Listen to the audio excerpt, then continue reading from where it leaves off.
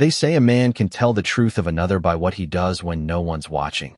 But out here, in the pale gray of a Wyoming dawn, truth has a way of hiding in the smallest things, like a missing egg or a footprint pressed too light into dust. And Ethan Cole had learned long ago that nothing in his world ever went missing without a reason.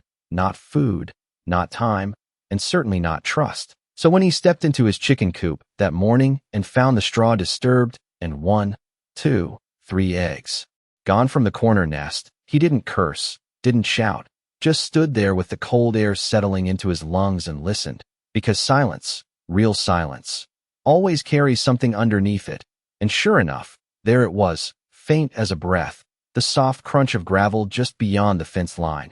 A step taken careful, too careful, like someone who knew exactly what they were doing and exactly what it might cost them if they were caught. And Ethan moved slow, boots barely whispering, against the dirt, his hand nowhere near his gun. Not yet, because a man who reached for steel too quickly usually missed what mattered most. And when he rounded the corner of the coop, he saw her, crouched low near the broken post where the wire sagged. A woman wrapped in worn fabric the color of dry earth, her hair dark and loose around her shoulders, one hand gripping a small cloth bundle, the other hovering over it like she couldn't quite let go.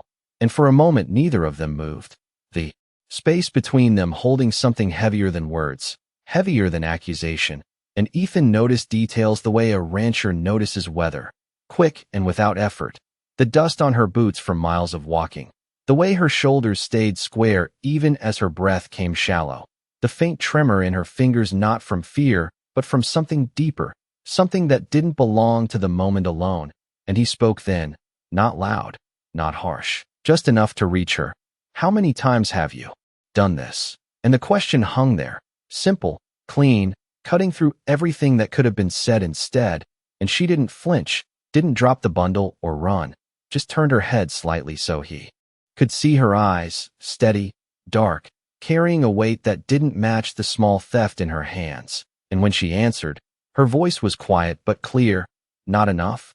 And that should have been the end of it, should have drawn a line between right and wrong as clean as a fence post driven into open land. But it didn't, because something in the way she said it didn't sound like defiance or excuse. It sounded like a measure, like she was counting against something unseen, something urgent. And Ethan felt that shift again, the one that comes when a story isn't what it first appears to be. And the wind moved through the coop, stirring the straw, carrying with it a faint scent that didn't belong to chickens or wood or dust, something metallic, something off. And he saw it then, just a trace at first, a dark line along the edge of her sleeve, dried at the cuff but fresher closer to her wrist. And she noticed his gaze drop, her fingers tightening around the bundle, not protective of the eggs, but of whatever they meant beyond them. And for a long second the world narrowed to that small detail, that thin line that told a different story than the one in front of him. And Ethan stepped closer, slow enough not to startle, close enough to see that the stain wasn't from carelessness, it was from movement, from carrying something or someone through rough ground. And he lifted his eyes back to hers, not accusing, not forgiving, just asking without words. And she held his gaze, then glanced past him toward the open stretch of land beyond the coop, toward the thin line of trees that marked the edge of his property and the beginning of something wilder, something less certain. And that glance said more than anything she could have spoken, and Ethan followed it, his mind already moving ahead, already placing pieces together the way he did when a storm rolled in faster than expected. And he turned back once more, looking at the eggs in her hands, small, fragile, worth a few cents in town, worth a meal if you stretched them right. And then at her again, at the steadiness that didn't break even now. And he understood, not everything, not yet, but enough to know this wasn't about him. Wasn't about loss or theft or pride. It was about something else entirely, something waiting just beyond the fence line, something that had driven her here before the sun even touched the hills. And he said nothing more, because sometimes the right choice doesn't come from more words. It comes from following the ones already spoken. And without another question, without another look, Ethan Cole stepped past her, through the sagging wire, and into the direction she had been watching, leaving behind the coop, the missing eggs, and the kind of certainty that only exists before a man decides to see what's really there. The ground beyond the fence felt different under Ethan Cole's boots, softer where the dust had been disturbed, marked by a trail that did not belong to wandering cattle or drifting wind, but to someone moving with purpose and weight, and he followed it without looking back, each step carrying him farther from the clean lines of his ranch into a stretch of land that did not care for fences or ownership, where sagebrush grew in uneven patches and the air held a stillness that made every sound stand out sharper than it should. And behind him, he could hear nothing from the woman. No footsteps chasing or retreating.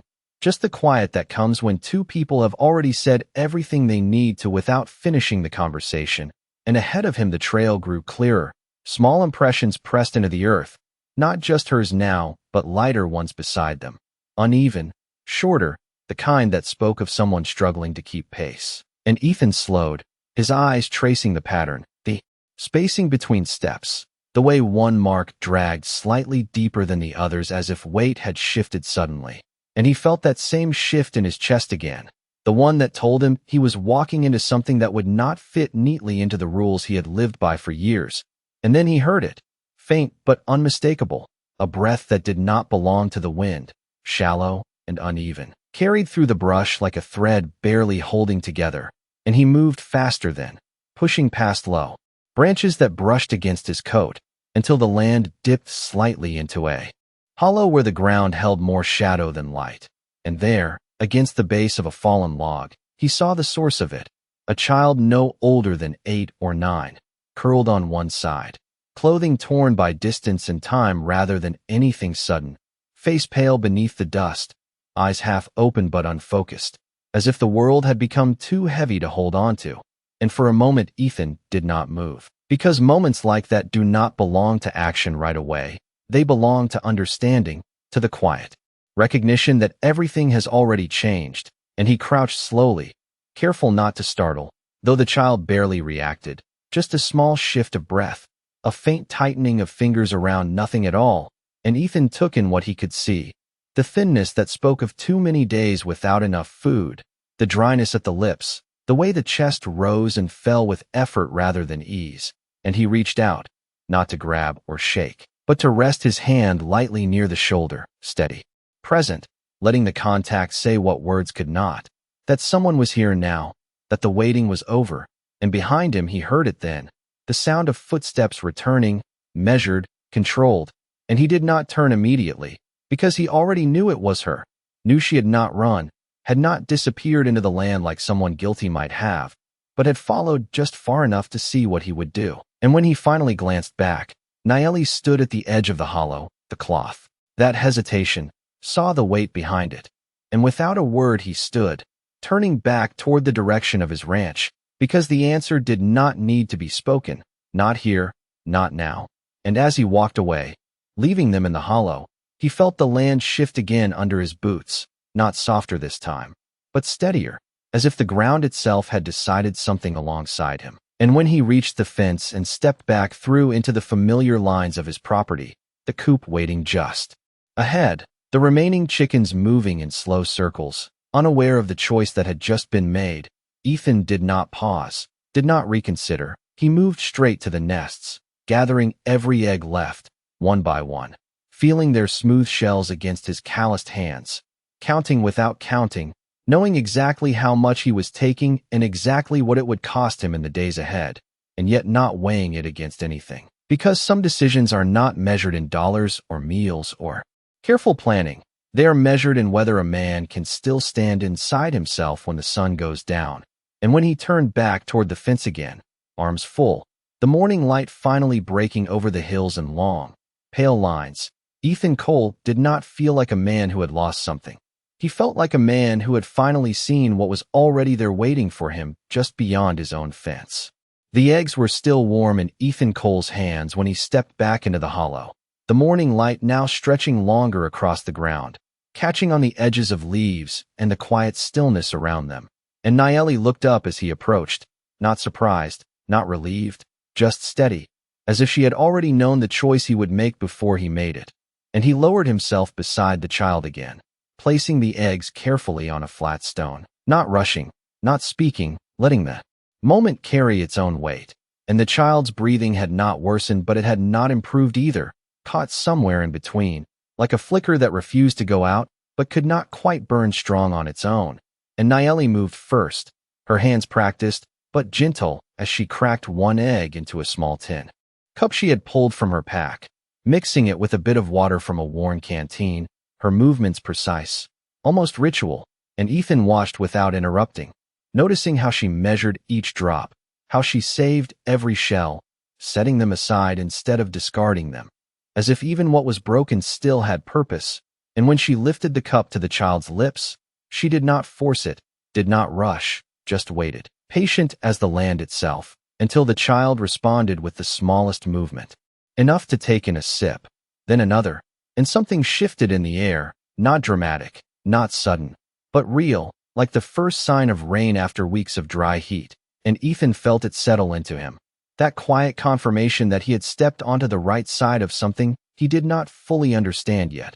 And time moved differently in that hollow, stretching and folding in on itself as they worked without words, sharing what little they had, egg by egg, sip by sip, until the child's breathing grew steadier, still fragile, but no longer fading. And when the last of the eggs had been used, Nayeli leaned back slightly, her shoulders lowering for the first time since he had seen her, the tension easing just enough to reveal the exhaustion beneath it. And she looked at him then, really looked, not with caution or distance, but with something deeper, something that did not need language to be understood, and she spoke quietly, her voice carrying the weight of miles walked and choices made. "You could have stopped me," and Ethan shook his head once, slow, as if the answer had always been there. "I almost did," he said, his voice steady, but it did not feel right anymore. And that was all. No explanation, no justification, just truth laid plain between them. And Nayeli nodded, not in agreement, not in gratitude, but in recognition, and she reached into the folds of her clothing, pulling out a small object wrapped in cloth, worn but carefully kept, and she placed it on the ground, between them without a word. And Ethan did not touch it at first, just looked, sensing its weight without needing to know its value. And when he finally unwrapped it, he found a small carved token, simple in shape, but detailed in its markings, something made by hand, something carried for a long time. And he understood then that this was not payment, not a trade for eggs or kindness. It was something else entirely, something that marked a moment, a choice, a line crossed quietly and without witness except for the land itself. And he wrapped it back up and handed it to her. "Keep it," he said. "You might need it more than I do." And for the first time, something like a faint smile touched her expression, not wide, not obvious, but there, like sunlight breaking through clouds for just a second before moving on. And the child stirred again, eyes opening a little more this time, focusing just enough to see shapes instead of shadows. And Nayeli leaned closer, speaking softly in a language Ethan did not know, her tone calm, steady, anchoring, and the child's gaze shifted toward him briefly, not with fear, not with confusion, just quiet awareness, as if already understanding more than most would at that age. And Ethan sat back slightly, giving them space, letting the moment belong to them. And as the sun climbed higher, warming the hollow and lifting the chill from the ground, he knew this was not the end of it, not something that would fade once he returned to his ranch and closed the gate behind him. It had already reached beyond that, already changed the shape of his days in ways he could not yet see. And he stood slowly, brushing the dust from his hands, looking once more at the two of them, then toward the open land beyond, where the horizon stretched wide and empty, but never truly empty. And he took a breath, deep and steady, before turning back toward his ranch, each step carrying a little more weight than before, but also something lighter, something that felt like purpose rather than burden. And as he reached the fence again, the familiar lines of his property coming back into view, he paused for just a moment, not out of doubt, but out of awareness. Because he could feel it now, something shifting beyond sight, something moving across the land that had nothing to do with him, and yet everything to do with what he had chosen. And if you have stayed with this story this far, if you can feel that quiet change settling in like Ethan did, then leave a comment and let me know what you think, and maybe a like too, because sometimes the smallest choices deserve to be seen just as much as the loudest ones. The rest of that day moved slower than it had any right to, as if the sun itself had decided to hang heavier in the sky, stretching each hour across Ethan Cole's shoulders while he worked through his usual tasks with a mind that refused to settle back into its old shape. And though his hands followed familiar motions, checking the fence lines, filling the trough, patching a loose board on the far side of the barn, nothing felt entirely the same. Because once a man sees beyond his own fence, it is hard to pretend that the world ends at the edge of his land. And every now and then his gaze would drift toward the line of trees where the hollow lay hidden, not out of worry exactly, but out of a quiet awareness that something there was still unfolding without him, something he had chosen to be part of whether he meant to or not. And by late afternoon the wind shifted, carrying with it a different kind of stillness, one that did not belong to weather or distance, but to presence, subtle at first, almost imagined, like the feeling of being watched without seeing anyone there.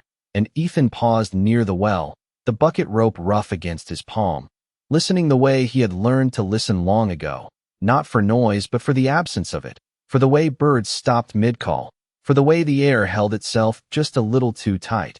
And that was when he noticed the ridge beyond his pasture, a low rise of land that usually meant nothing more than a break in the horizon, but now held shapes that had not been there before, still as stone, spaced wide apart, enough that a careless eye might miss them entirely.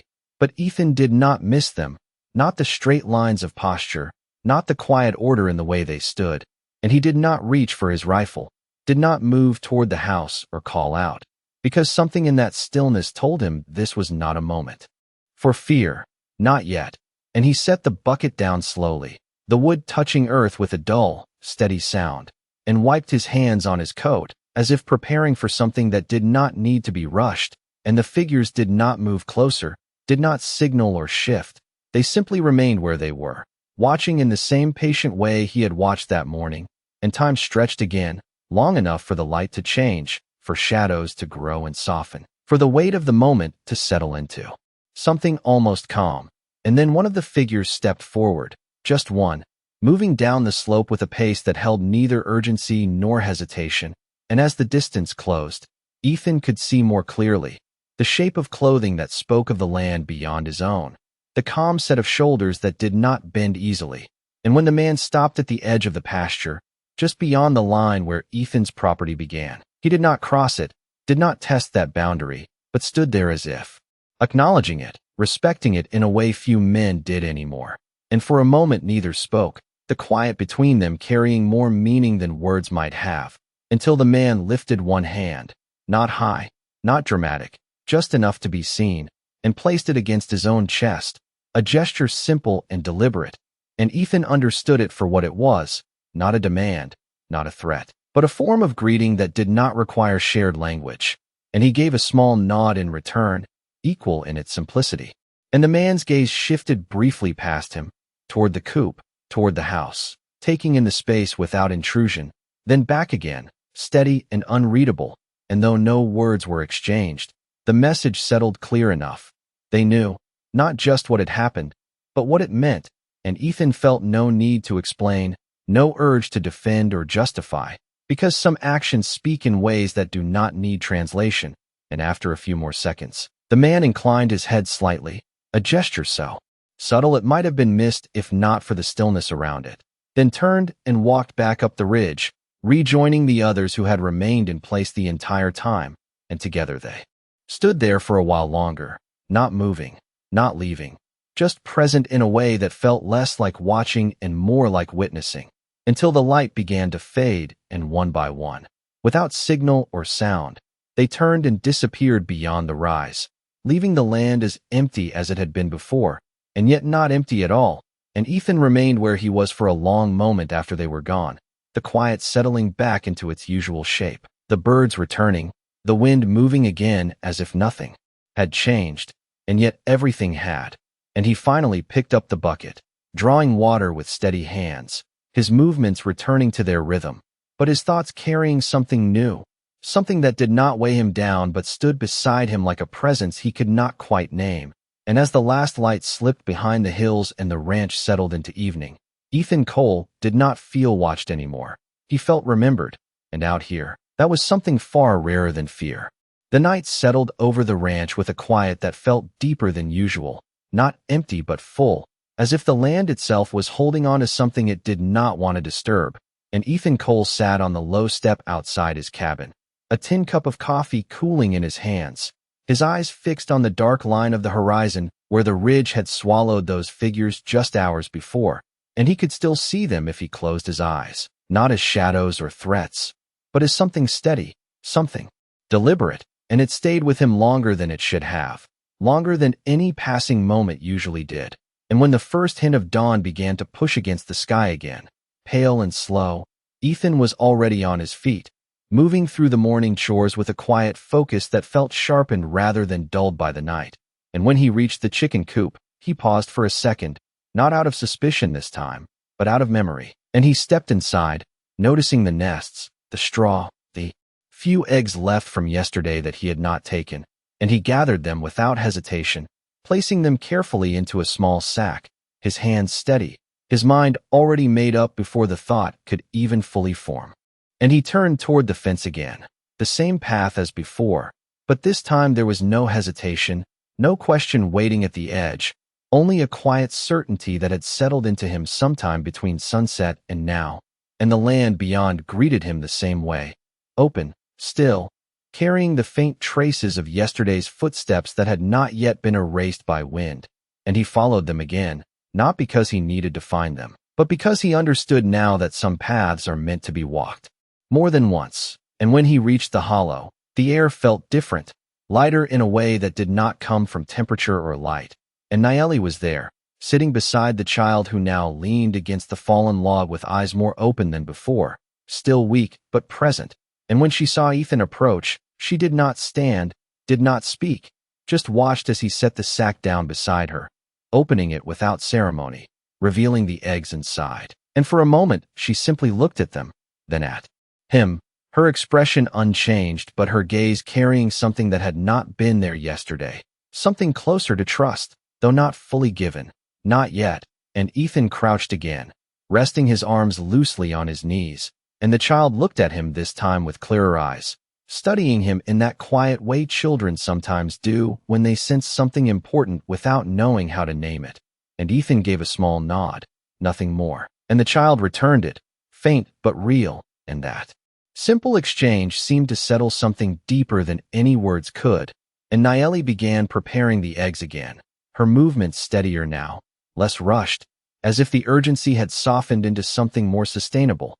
And while she worked, Ethan's attention shifted to the edges of the hollow, to the small details that most would miss, the way the ground had been disturbed in more places than before, the subtle signs that others had been near during the night, not intruding, not revealing themselves, but present all the same. And he understood then that what he had seen on the ridge was only a part of it, that the land around him was more aware than it appeared, more connected than his fences could ever divide. And he did not feel uneasy about it, not even cautious, just aware in a way that felt honest. And as the morning light grew stronger, filtering through the trees and touching the hollow with warmth, the child managed to sit up a little straighter, taking more of the mixture Nayeli offered, and the color in their face, though still faint, had begun to return in a way that spoke of slow recovery rather than fading strength. And Ethan watched it all in silence, not needing to step in, not needing to lead or direct, just present, just part of it. And when Nayeli finally spoke, her voice low but steady, it carried a different tone than before, less guarded, more certain. "They saw you," she said, and Ethan glanced toward the ridge, then back at her. "I figured they might," he replied, and she nodded slightly.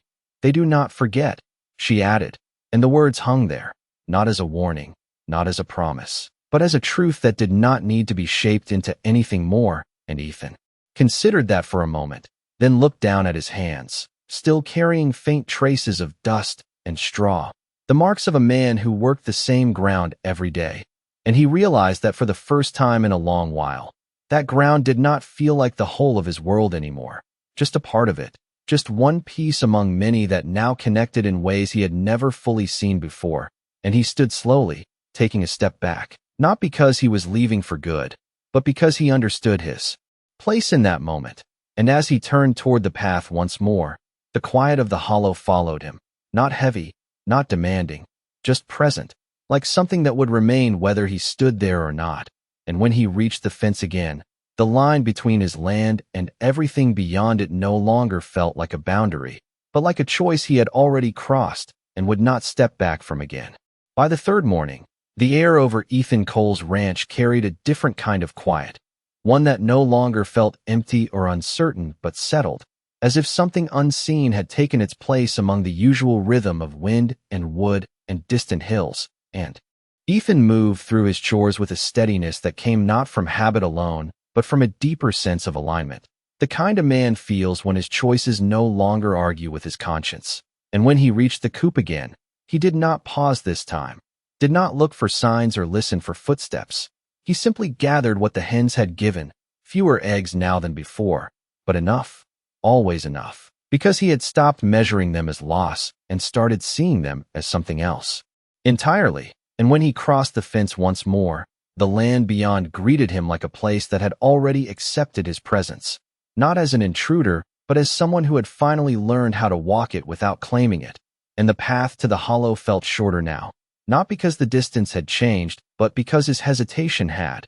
And when he stepped into the shade of the trees, he saw them before they saw him. Not just Nayeli and the child this time, but others, standing farther back, among the trunks, still and watchful, their presence quiet but unmistakable, not hidden, not revealed, simply there in the way that the land itself is there. And Ethan did not stop, did not turn away. He walked forward with the same calm he had carried the day before, and as he approached, Nayeli rose to her feet, the child now standing beside her, small but steady, leaning less on the log and more on their own strength. And there was color in the child's face now, faint but real, the kind that comes back slowly and stays when it has been earned. And Ethan set the eggs down again, not as an offering, not as a transaction, just as part of something that no longer needed to be explained.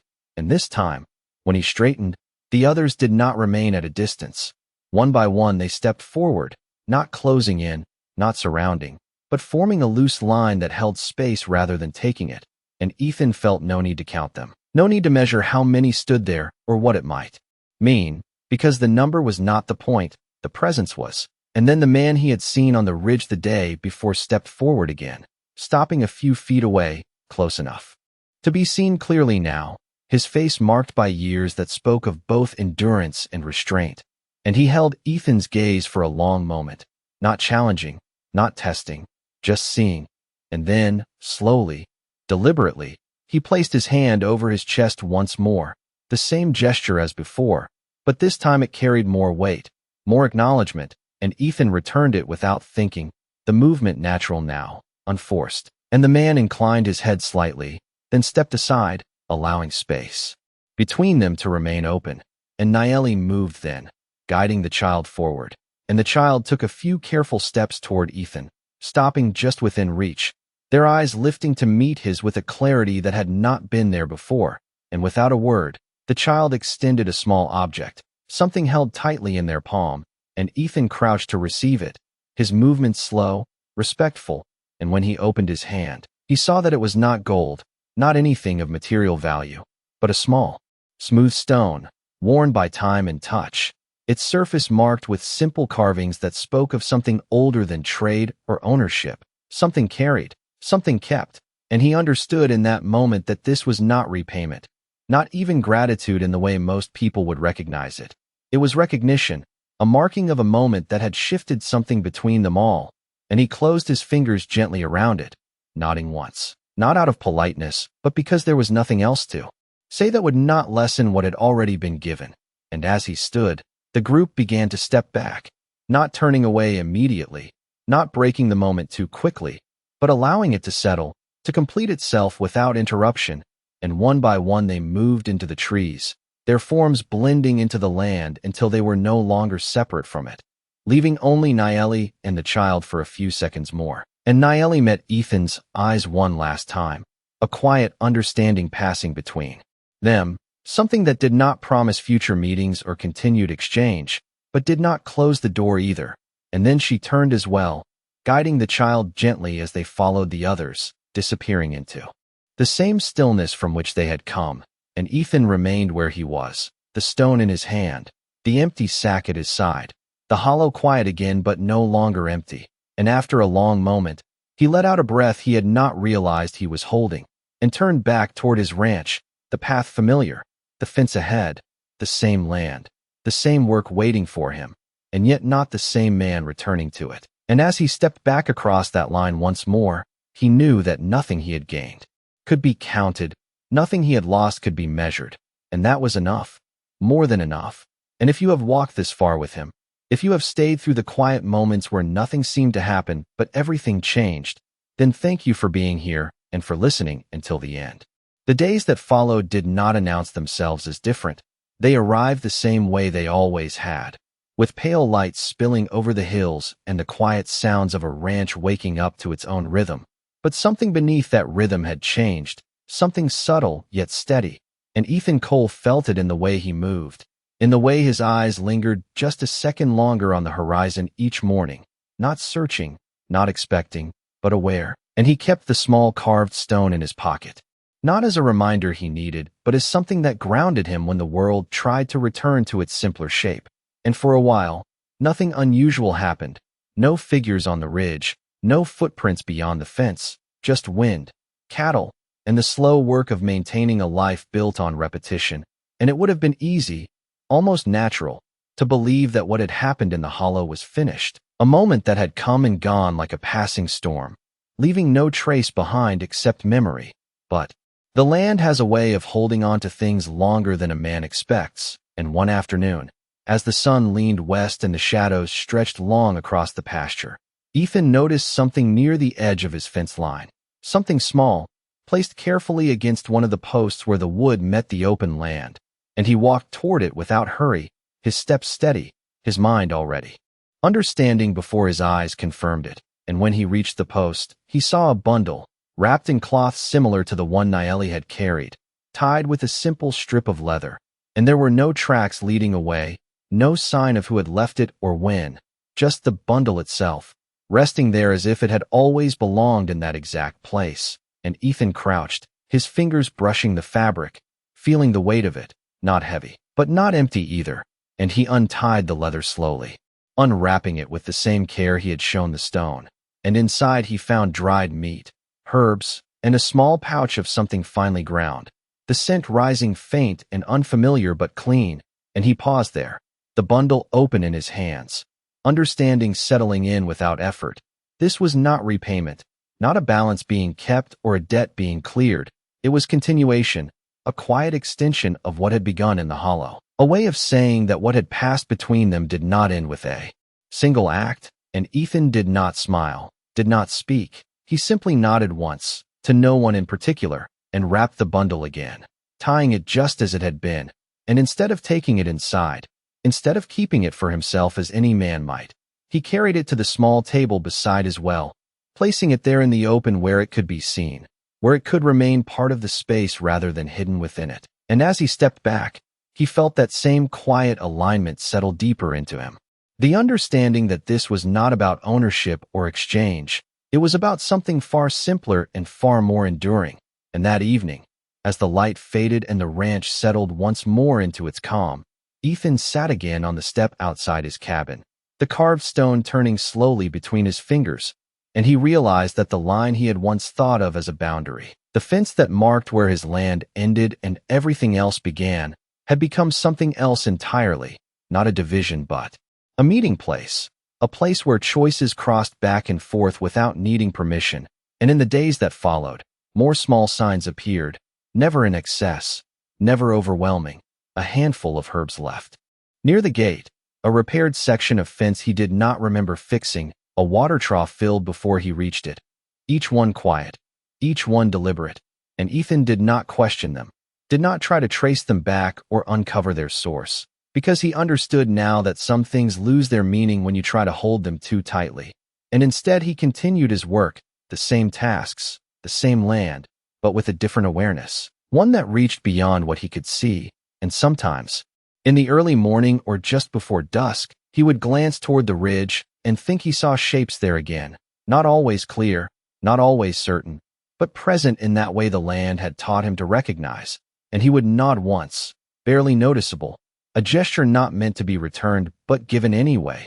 And then he would turn back to his work, because out here, in a place where words often fall short, it is the quiet exchanges that carry the most weight, and the kind of understanding that had begun with a single question had grown into something that did not need to be spoken again, something that would remain long after the memory of that first morning faded into the dust, steady as the land itself, and just as hard to break. It was not the gifts that changed Ethan Cole, not the bundles left by the fence or the quiet repairs done in the night, but the way the land itself began to feel less like something he owned and more like something he was trusted to stand within. And that understanding did not arrive all at once. It settled in slow, like dust after a long ride, barely noticeable until it had already covered everything. And one morning, as the first light stretched across the pasture, Ethan found himself standing at the fence longer than usual, not because he was waiting, but because he no longer felt the need to turn away so quickly, and the wind moved through the posts with a low, steady sound, carrying scents from beyond his land, sage, smoke, and something faintly sweet he could not name, and he rested his hand on the top rail, the wood worn smooth from years of use. And for the first time in a long while, he did not think about what lay on either side of it as separate, just different parts of the same quiet world. And later that day, while mending a section of fencing near the far end of his property, he noticed something unusual, not out of place, but deliberate, a small line of stones set along the ground just beyond the reach of his tools, placed in a pattern that was too careful to be accidental, and he stepped closer, crouching to study them, not touching, just observing, and the pattern was simple, 3 stones, close together, one set slightly apart, and though he did not know its exact meaning, he understood enough to recognize that it was a sign, not a warning, not a claim, but a marker, something meant to be seen and understood in a way that did not require words, and he nodded once to himself, rising slowly, and returned to his work without disturbing it, because some messages are not meant to be answered, only acknowledged. And as the day moved on, the sun climbing high and then easing back down toward the horizon, Ethan carried that quiet awareness with him, not heavy, not distracting, just present, like a second layer beneath everything he did. And that evening, as he brought the cattle in and secured the gate, he caught sight of movement near the ridge again, not as clear as before, not as defined, but enough to know it was not imagination, and this time he did not stop what he was doing, did not step closer or try to see more. He simply continued, letting the moment pass without needing to hold on to it. And when night fell, he lit a small lamp inside his cabin, the soft glow filling the space with a warmth that felt earned rather than routine, and he set the carved stone on the table in front of him, not hidden in his pocket this time, but placed where it could be seen, where it could remain part of his daily life instead of something carried in silence. And he sat there for a while, watching the light catch its surface, tracing the lines carved into it by hands he did not know. And he realized that what had begun as a single question had grown into something far wider than he had expected, something that did not end with answers, but continued through actions, through choices made again and again without the need for recognition. And in the days that followed, the exchanges became less noticeable, not because they stopped, but because they blended into the rhythm of his life so completely that they no longer stood apart. A filled trough here, a mended post there, a bundle left and another returned, each one small, each one quiet, each one carrying the same unspoken understanding. And Ethan no longer counted them, no longer tried to trace their meaning beyond what they were, because he had come to understand that the value of something like that does not come from how often it happens, but from the fact that it continues at all. And one evening, as the sky turned a deep, fading blue and the first stars began to show, he stepped out onto his porch and looked across the land, the fence line barely visible in the dim light, the ridge just a darker shadow against the sky, and he felt something settle in him, not a conclusion, not an ending, but a kind of quiet acceptance that this was how things would be now, not divided, not owned, but shared in a way that did not need to be spoken aloud. And he leaned against the post beside the door, his arms resting easy, his breathing slow, and for a long moment, nothing moved, nothing changed, and yet everything felt complete. And somewhere beyond the ridge, unseen but no longer unknown, life continued in its own way, just as it did on his side of the fence, and Ethan Cole understood. Then that the line between them had never truly been a boundary, only a place where one man had to decide what kind of person he was going to be, and once that decision was made, the rest followed without needing to be forced, steady as the land itself, and just as quiet. Change does not always arrive with noise. Sometimes it settles so quietly a man only notices it when he looks back and realizes he no longer thinks the same way he used to. And for Ethan Cole, that realization came one early morning as he stood by the fence with a cup of coffee cooling in his hand, watching the horizon not for movement, but out of habit that had become something else, and the land stretched out the same as it always had, dry grass, scattered brush, the distant ridge holding its line against the sky. And yet it did not feel like something separate anymore, not something to guard or measure, just something he was part of. And he took a slow breath, the air carrying that familiar mix of dust and sage, and he noticed how easy it had become to stand there without tension, without that old instinct to draw a line between what was his and what was not. And as he turned back toward the coop, he caught sight of something near the gate, small and still, placed where it would be seen but not in the way, and he walked toward it with the same steady pace he had learned to keep, not rushing, not hesitating. And when he reached it, he found a small bundle wrapped in lighter cloth than before, tied with a thin strip of leather that had been carefully knotted, and he crouched, untying it slowly, feeling the texture of the material, the way it had been folded with intention, and inside. He found not food this time, not herbs or meat, but something different, a piece of leather worked smooth and marked with fine stitching, forming a simple pattern that curved like a path rather than a symbol.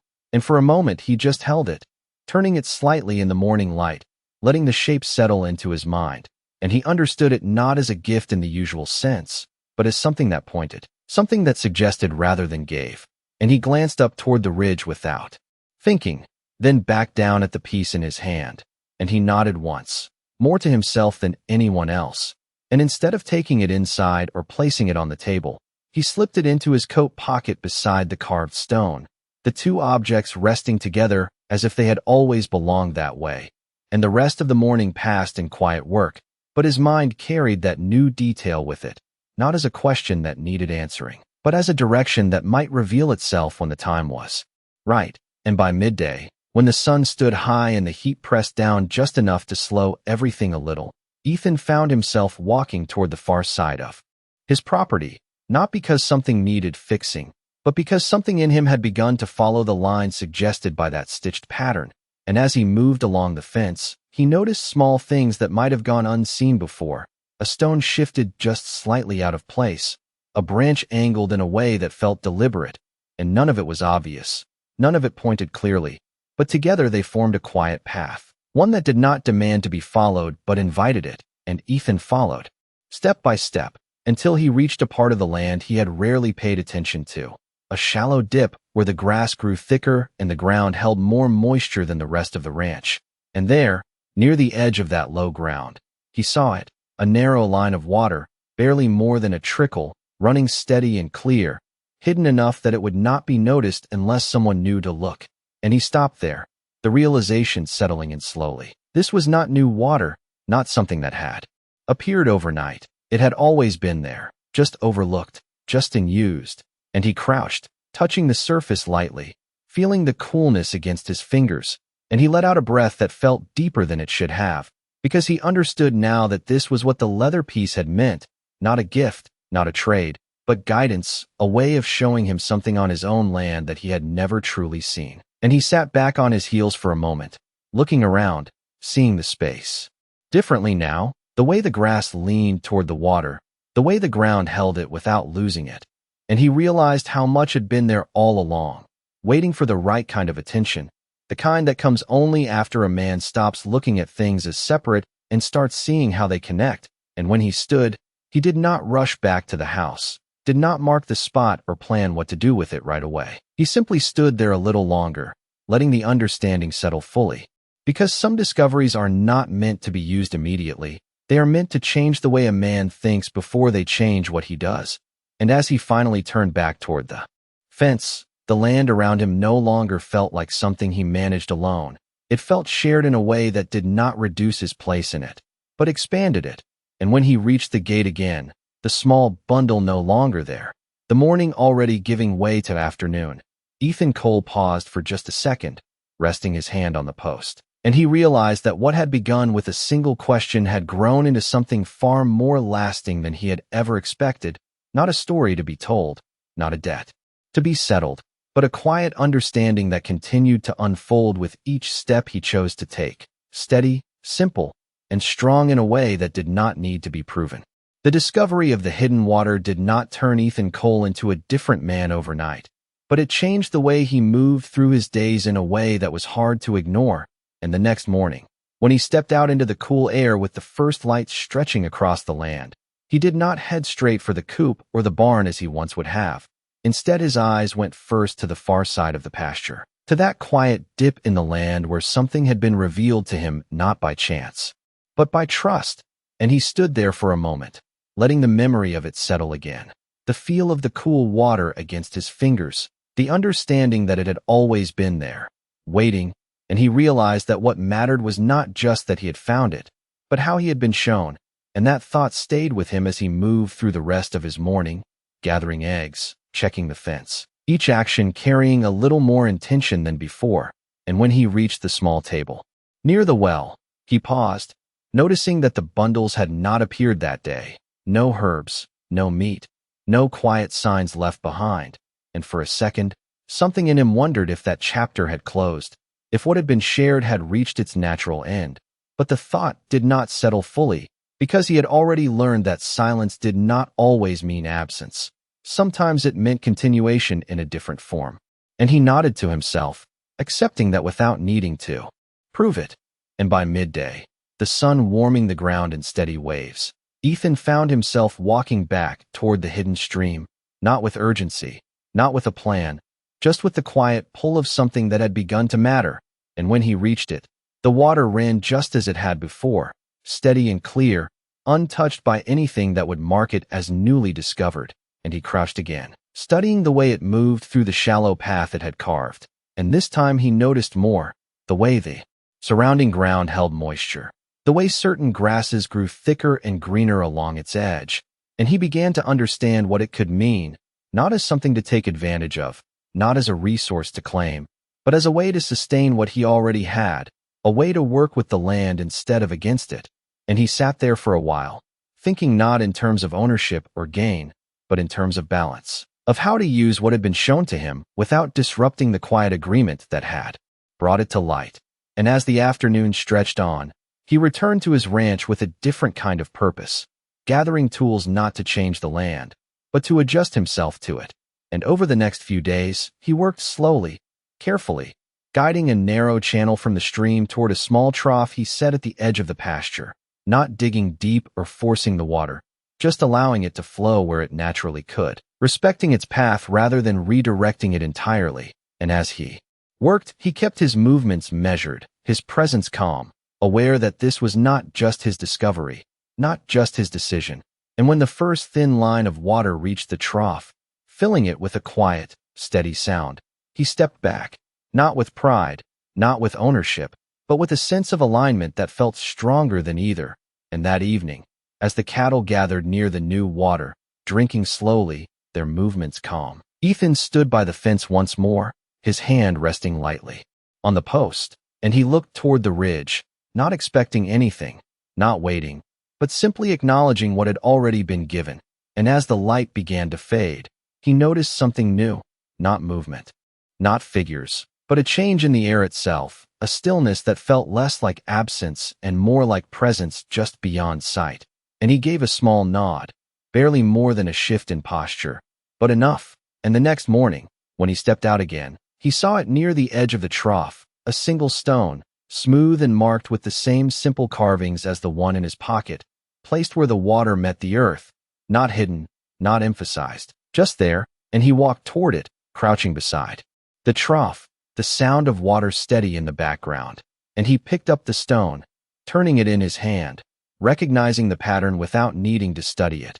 And he understood then that this was not approval, not permission, but acknowledgement, a quiet confirmation that what he had done had not broken the balance, had not crossed the line that had once stood so firm in his mind.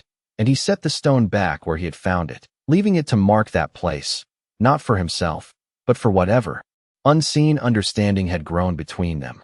And as he stood, the morning light catching the surface of the water, Ethan Cole felt something settle in him fully for the first time, not a question, not a doubt, but a simple, steady truth that did not need to be spoken aloud, that the land, like the people who moved across it, did not belong to one man alone, and that sometimes the greatest change comes not from taking more, but from learning how to stand where you are with a little more respect than you had the day before. It was not long after the water began to flow into the trough that the rhythm of Ethan Cole's ranch settled into something quieter, more balanced than it had ever been before, and the cattle no longer wandered as far in search of moisture, the grass near the low ground thickening slowly, as if it had been waiting for this small change. And Ethan moved through his days with a steady awareness that every action now carried a kind of weight that did not burden him but guided him. And one late afternoon, as the sun dipped low and cast long shadows across the pasture, he found himself standing once more near the trough, watching the water move in its slow, deliberate way, and he noticed something different, not in the water itself, but in the ground around it, small tracks, lighter than a man's, deeper than a bird's, placed carefully along the edge where the soil remained soft, and he crouched, studying them without touching, recognizing the pattern of steps that spoke of more than one person, of movement done with intention rather than haste. And he followed them with his eyes as they curved away from the trough and toward the fence, and then beyond it, disappearing into the land he had once thought separate. And he stood again, his gaze lifting toward the ridge, not searching, not questioning, but acknowledging what he already understood. And as the light faded further, he remained there, the quiet settling around him like a presence that no longer needed to be named. And then, without sound or signal, he became aware of them again, not in the way a man notices something new, but in the way he recognizes something that has always been there. And when he turned his head slightly, he saw them standing at a distance beyond the fence, not hidden, not advancing, simply present, their forms outlined by the last light of day.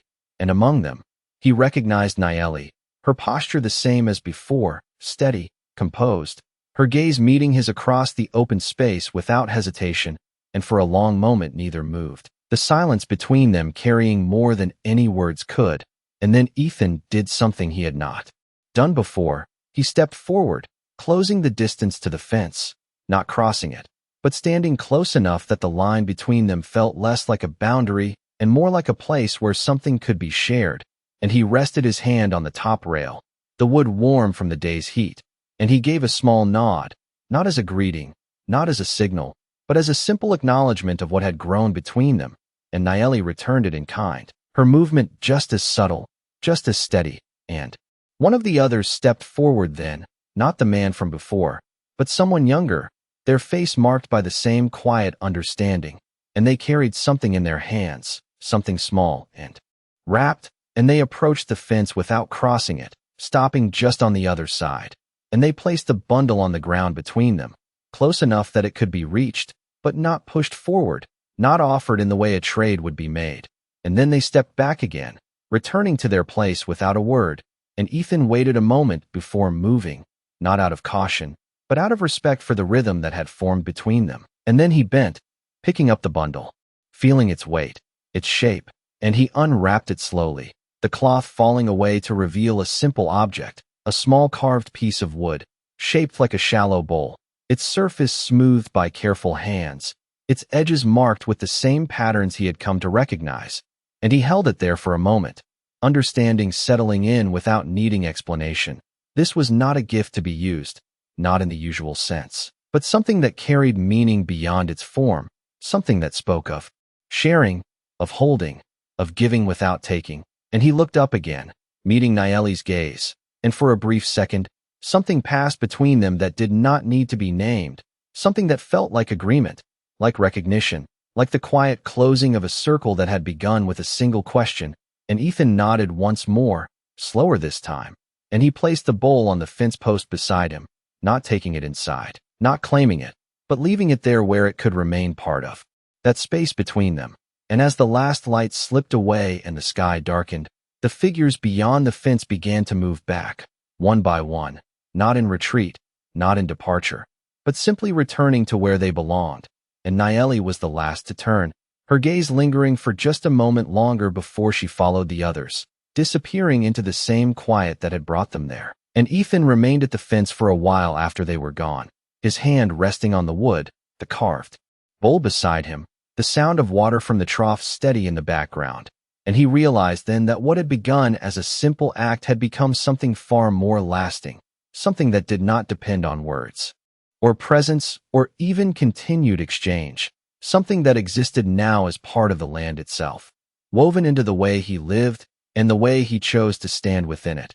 And when he finally turned back toward his ranch, the night settling fully around him, Ethan Cole carried with him not a sense of ownership or gain, but a quiet understanding that the truest kind of connection does not need to be held tightly to remain strong. It only needs to be honored again and again in the smallest of ways. By the time the seasons began to shift, not in sudden storms or sharp cold, but in the slow fading of heat from the ground and the longer shadows that stretched across Ethan Cole's land each evening, the quiet understanding that had taken root between him and the unseen presence beyond his fence had grown into something that no longer needed signs to prove it existed. And yet the signs still came, not as often, not as clearly, but enough to remind him that what had begun had not been forgotten. And one morning, as he stepped out into the early light, the carved wooden bowl still resting on the fence post where he had left it, he noticed something different, not placed beside it, not added to it, but changed within it. A small amount of clear water resting in its center, still and reflective, catching the pale sky above, and he paused, his hand resting on the top rail as he looked at it, understanding coming without effort. This was not a gift, not a message, but a mirror, a quiet way of showing him something he had already done, something that had been returned not in words but in reflection, and he reached out, touching the edge of the bowl lightly, careful not to disturb the water. And for a moment he simply stood there, looking into it, seeing not just his own reflection but the sky, the fence, the land beyond, all held together in that small space. And he realized then that this was what had changed the most. Not the land, not the water, not even the quiet exchanges that had passed between him and those beyond the ridge, but the way he saw it all, no longer as separate pieces, but as something connected in ways he had once overlooked. And as the days continued, that understanding deepened, settling into his work, into the way he moved through each task, no longer rushing, no longer measuring everything by what it gave or took, but simply doing what needed to be done with a steadiness that felt earned. And the ranch responded in kind, the grass holding its color longer, the cattle calmer, the water flowing in its narrow path without interruption. And Ethan found himself spending more time near that trough, not because it required attention, but because it reminded him of something he did not want to lose. And one late afternoon, as the sun dipped low and the air cooled just enough to carry a hint of change, he noticed movement again, not at the ridge this time, not distant and quiet, but closer, near the line of trees that marked the edge of his land. And he did not tense, did not step back, he simply watched, and from the shadow of those trees, Naeli stepped forward, alone this time, her presence steady as it had always been, and she walked toward the fence without hesitation, stopping just on the other side, her gaze meeting his with the same calm recognition that had marked their first encounter. And for a moment neither spoke, the silence between them carrying everything that had passed, everything that had changed. And then she reached into the fold of her clothing, drawing out the small carved token he had once returned to her, holding it in her hand for a second before placing it on the fence post beside the bowl. And Ethan watched the motion carefully, understanding settling in before she spoke. "It belongs here now," she said quietly, her voice carrying the weight of something final, not in the sense of ending, but in the sense of completion. And Ethan nodded slowly, not questioning, not resisting, just accepting what was being given in a way that felt right. And he looked at the token beside the bowl, the two objects now resting together, one holding water, the other carrying markings of a path. And he understood that they were not meant to be taken, not meant to be owned, but to remain where they were, part of that place where the line between lands had once stood so firm, and as he lifted his eyes back to Nayeli, he saw something different in her expression, not distance, not caution, but a quiet peace that had not been there before, as if something that had been waiting had finally settled, and she gave a small nod, mirroring the one he had offered so many times before, and then she turned, not slowly, not reluctantly, but with the calm certainty of someone who no longer needed to look back, and she walked toward the trees, her figure blending into the shadows until she was gone, leaving the space between the fence and the land beyond it still and open once more. And Ethan remained there for a long moment, his hand resting lightly on the post, the bowl and the token beside him, the water within it reflecting the fading light of the sky. And he realized then that what had begun as a question had not ended with an answer. It had become something else entirely, something that did not need to be spoken or explained, something that would remain long after the memory of that first morning faded into the past. And as the sun slipped below the horizon and the first stars appeared, Ethan Cole turned back toward his ranch, carrying nothing with him, and yet feeling as though he had gained something that could not be lost, something quiet, something steady, something that would stay with him as long as he chose to stand where he was with the kind of respect he had finally learned to give. Some stories do not end with a final moment. They settle instead, like dust after a long ride, quiet and lasting. And in the weeks that followed, Ethan Cole found that nothing around him had truly changed, and yet everything had. And the fence still stood where it always had. The same worn posts, the same stretched wire catching the morning light, but it no longer felt like a line meant to divide. It felt like a place where something had once been decided and would not need to be decided again. And each morning he passed it the same way, not stopping, not searching, just acknowledging its presence with the kind of understanding that had become part of him. And the carved bowl remained on the post, holding water when the air was still, empty when the wind passed through, never disturbed, never moved, and the small token rested beside it, its markings catching the light in quiet patterns that no longer asked to be interpreted, only seen. And Ethan never touched them again, not because he feared breaking something, but because he understood that their place was not in his hands, but in that space between what had once been separate. And the ranch moved on as it always did, cattle grazing, fences holding, the trough filling steadily from the narrow stream that had revealed itself at just the right time, and the land beyond the ridge remained quiet, no figures appearing, no signs left in obvious places. But Ethan did not mistake that quiet for absence. He knew now that presence did not always need to be seen. And one evening, as the sun dropped low and painted the sky in soft gold and fading blue, he stood once more at the edge of his land, not out of habit, not out of expectation, but because it felt right to be there, and the air was still, carrying no sound but the distant rustle of grass and the slow movement of cattle. And he rested his hand on the fence post, the wood familiar beneath his fingers, and he looked out across the open space, not trying to see what might be there, but simply allowing it to be what it was. And for a long moment, nothing moved, nothing shifted, and then, just as the last light slipped behind the ridge, he felt it, not a sound, not a sight, but a presence, subtle and steady, like the land itself, acknowledging him in return. And he gave a small nod, the same simple gesture he had offered from the beginning, and he did not wait for it to be returned, because he no longer needed to see it to know it had been received. And he turned then, walking back toward his cabin, the path familiar, the evening settling around him with a quiet that felt complete. And as he reached the door, he paused for just a second, his hand resting on the frame, and he realized that what had begun with a single question had not led him to an answer, not in the way most men would expect. It had led him to a way of seeing, a way of standing in the world that did not rely on owning or proving or dividing, but on something far simpler and far harder to find, respect. And he stepped inside, the door closing softly behind him, leaving the fence, the bowl, and the token out in the fading light, exactly where they belonged. And out beyond the ridge, unseen but no longer unknown, life moved on in its own quiet rhythm, just as it did on his side. And somewhere in that shared silence, without words, without witness, a kind of justice had settled into place, not loud, not claimed, but real. And out here, that was enough. Thanks for watching this story. Subscribe to the channel for more heartfelt stories. Your support helps keep these stories alive. Tell me in the comments what you felt about this story and what kind of stories you want to see next. See you in the next story.